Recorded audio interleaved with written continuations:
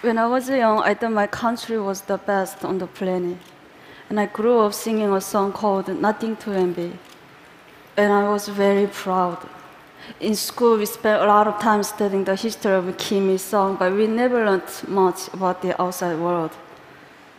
Except that America, South Korea, Japan are the enemies. Although I often wondered about the outside world, I thought I would spend the entire my life in North Korea until everything suddenly changed. When I was 7 years old, I saw my first public execution. But I thought my life in North Korea was normal. My family was not poor, and myself had never experienced hunger. But one day in 1995, my mom brought home a letter from a Caucasus sister. It read, "When you read this, our 5 family members will not exist in this world because we haven't eaten for the past week. We are lying on the floor together, and our bodies are so weak. We are waiting to die." I was so shocked. This was the first time I heard that people in my country were suffering. Soon after, when I was walking past the train station, I saw something terrible that still can't erase from my memory. A lifeless woman was lying on the ground, while an emaciated child in her arms just stared helplessly at his mother's face. But nobody helped them because they were so focused on taking care of themselves and their families. A huge famine hit North Korea in the mid-1990s. Ultimately, more than 1 million North Koreans died during the famine, and many only survived by eating grass, bugs, and tree bark. Power outages also become more and more frequent, so everything around me was completely dark at night, except for the sea of lights in China, just across the river from my home. I always wondered why they had lights, but we didn't. This is a satellite picture showing North Korea at night compared to neighbors. This is the Amno River, which serves as a part of the border between North Korea and China. As you can see, the river can be very narrow at certain points, allowing North Koreans to secretly cross. But many dying. Sometimes I saw dead bodies floating down the river. I can't reveal many details how I left North Korea, but I only can say that during darker years of the famine, I was sent to China to live with distant relatives. But I only thought that I would be separated from my family for a short time. I could have never imagined that it would take 14 years to live together. In China, it was hard living as a young girl without my family. I had no ideas what life was going to be like as North Korean refugees. But I soon learned it's not only extremely difficult, it's also very dangerous. Since North Korean refugees are considered in China as illegal migrants, so I was living in a constant fear that my identity could be revealed and I'd be repatriated to a horrible fate back in North Korea. One day, my worst nightmare came true when I was caught by the Chinese police and brought to the police station for interrogation. Someone had accused me of being North Korean, so they tested my Chinese language abilities and asked me tons of questions. I was so scared. I thought my heart was going to explode. If anything seemed unnatural, I could be imprisoned and repatriated. I thought my life was over. But I managed to control all the emotions inside me and answer the questions. After they finished questioning me, one officer said to another, "This was a false report. She's not North Korean."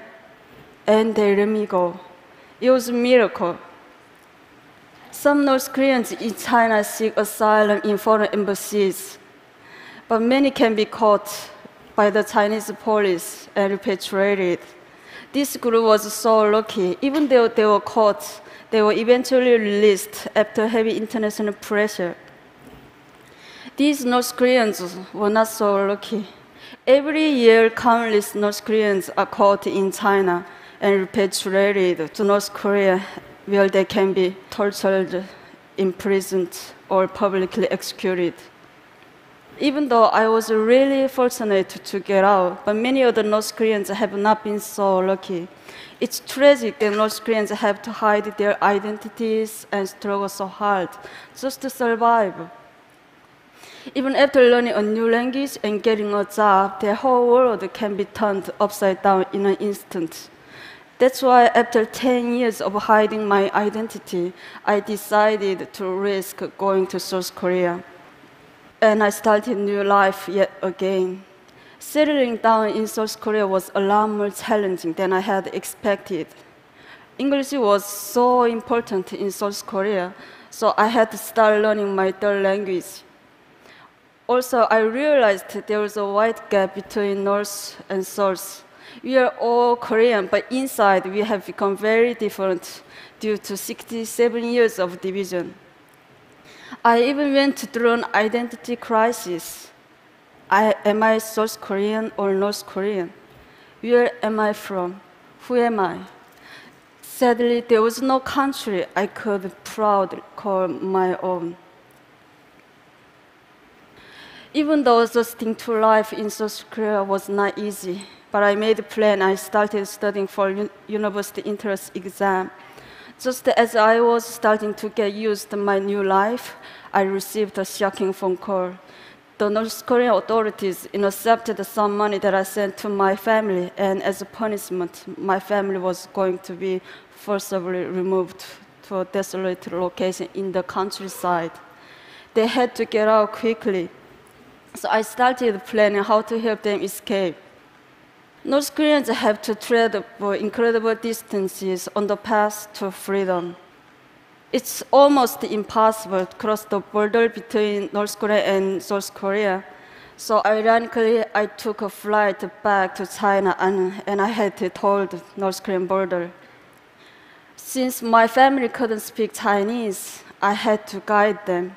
Somehow through more than 2,000 miles in China and then into Southeast Asia. The journey by bus took 1 week and we were almost caught several times.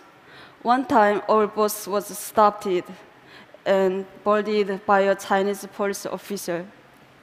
He took everyone's ID cards and he started asking them questions. Since my family couldn't understand Chinese, so I thought my family was going to be arrested. As the Chinese officer approached my family, I impulsively stood up and I told him that these are deaf and dumb people that I was chaperoning. He looked at me with suspiciously, but luckily he believed me. We made it all the way to the border of Laos, but I had to spend almost all of my money to bribe the border guards in Laos. But even after we got past the border, my family was arrested and jailed for illegal border crossing. After I paid the fine and bribe, my family was released in 1 month. But soon after, my family was arrested and jailed again in the capital of Laos. This was one of the lowest points in my life. I did everything to get my family to freedom, and we came so close. But my family was thrown in a jail just a short distance from the South Korean embassy. I went back and forth between the immigration office and the police station, desperately trying to get my family out. But I didn't have enough money to pay bribe or fine anymore. I lost all hope. At the moment, I heard one man's voice ask me, "What's wrong?" I was so surprised that a total stranger cared enough to ask. In my broken English and with a dictionary, I explained the situation, and without hesitating, the man went to the ATM, and he paid the rest of money for my family and 2 other North Koreans to get out of jail. I thanked him with all my heart, and I asked him, "Why are you helping me?" "I'm not helping you," he said. "I'm helping North Korean people." I realized that this was a symbolic moment in my life. The kind stranger symbolized new hope for me and the North Korean people when we needed it most. And he showed me the kindness of strangers and the support of the international community are truly the rays of hope when North Korean people need. Eventually, after our long journey, my family and I were reunited in South Korea. But getting to freedom is only half the battle. Many North Koreans are separated from their families, and when they arrive in a new country, they start with little or no money.